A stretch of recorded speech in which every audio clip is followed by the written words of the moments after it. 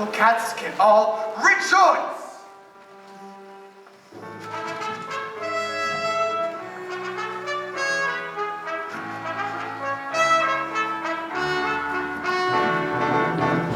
Of the awful battle of the peaks and the pollicles, together with some account of the participation of the buds and the palms and the intervention of the great rumpus cat.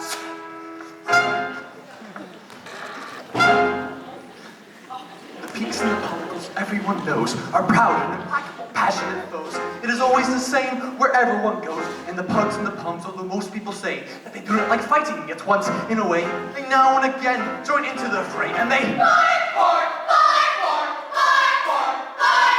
until you could hear them all over the park, and they until you could hear them all over the park. Now, on the occasion of which I shall speak, almost nothing had happened for nearly a week, and that's a long time for a paw or a peak.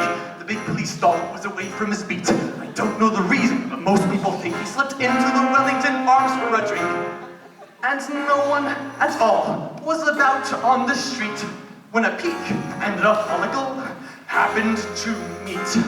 They did not advance or exactly retreat, but they glared at each other and scraped their hind feet and started to bark, until you could hear them all over the park. Now the peak, although people may say what they please, is no British dog but a heathen Chinese. And so all the peaks, when they heard the uproar, some came to the window, some came to the door. There were surely a dozen, more likely a score, and together they started to grumble and wheeze in their huffery stuffery. Heathen Chinese, but a terrible din is what pollicles like, for your pollicle dogs that do Yorkshire tyke. There are dogs out of every nation, the Irish, the Welsh, and the Dane, the Russian, the Dutch, the Dalmatian, and even from China and Spain, the poodle, the pom, the Alsatian, and the mastiff who walks on a chain. And to those who are frisky and frolical, let my meaning be perfectly plain, that my name is little Tom Pollicle, and you better not do it again. And his bros got his cousins are snappers and biters, and every dog tackle notable fighters. And so they stepped up with their pipers in order, playing when the blue bonnets came over the border.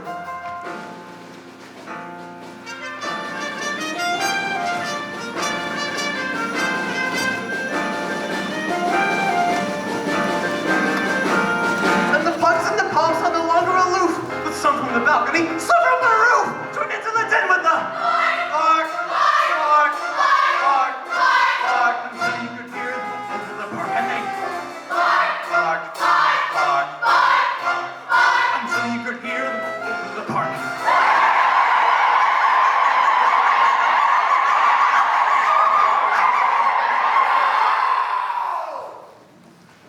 When these bold heroes together assembled, the traffic all stopped and the underground trembled. Some of the neighbors were so much afraid that they started to ring up the fire brigade, when suddenly up from a small basement flat, why who should stalk out but a great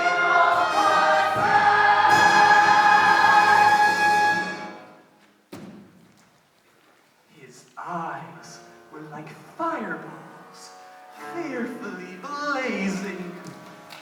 He gave a great yawn, and his jaws were amazing.